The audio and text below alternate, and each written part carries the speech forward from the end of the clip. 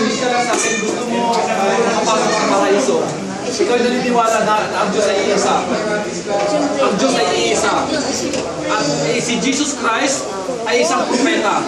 Hindi siya Diyos. Hindi siya anak ng Diyos. Kundi ang Diyos ay iisa. Ang Diyos ay hindi na nakikita.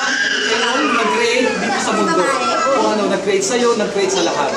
So ikaw naniniwala doon. Ang pagsasyahada ang susi sa paraiso. Ikaw, Lola, binigyan ka ni Allah ng ilang years na mabuhay dito sa mundo. And yet, hindi ka hinayaan ni Allah na bago ka kunin niya, gusto ka niya dalhin sa paraiso. Kailangan mo lang sabihin na ako'y nanunumpa na walang ibang Diyos na sasambahin, kundi ang nag-iisa Allah, ang nag-iisang Diyos. Si Jesus Christ ay isang messenger. Ibig sabihin, mahal natin si Jesus Christ, hindi natin rin natin si Jesus Christ. So, sister, susunod ka lang sa akin. Okay, sasabihin mo lang in Arabic, Ashhadu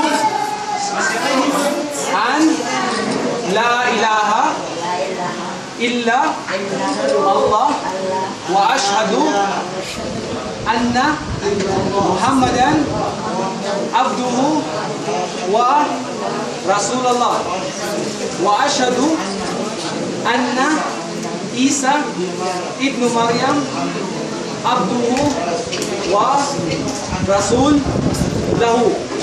Ako'y nanunumpa na walang ibang Diyos na sasambahin maliban kay Allah.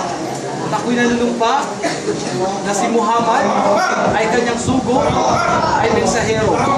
At ako'y nanunumpa na si Jesus Christ na anak ni Maria, ay sugo at mensahero ng Diyos na si Allah. Takbir! Takbir! Takbir! Stern.